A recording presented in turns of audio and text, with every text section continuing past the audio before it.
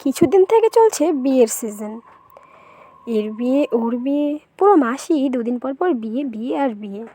তো আমারও গ্রামের এক বান্ধবীর বিয়ে ছিল কয়েকদিন আগে। ভিডিওটা পোস্ট করতে করতে আর পোস্ট করা হয়ে ওঠেনি। তো আমিও চলে গেছি আমার বান্ধবীর বিয়েতে। তবে এমনই কপাল আমার, গিয়ে দেখি বিয়েটি প্রায় কমপ্লিট। বর বউ ওখানে বসে ছবি তুলছে এখন। তো কী আর করবো, বিয়ে তো দেখা হলো না। তবে বান্ধবীর বিয়ের খাওয়া তো মিস করা যাবে না, তাই চলে গেলাম প্রথমেই কফি স্টলে। গিয়ে ঠান্ডার মধ্যে গরম গরম এক কাপ কফি খেয়ে নিলাম। তারপরে চলে গেলাম খাবারের ওখানে। খাবারের মধ্যে ভাত, ডাল, স্যালাড, পাঁপড়, মাছ, মাংস সব কিছুই ছিল। তো খাবারটাও বেশ ভালো হয়েছে। তো বিয়েটি খেয়ে চলে গেলাম বাড়ির দিকে।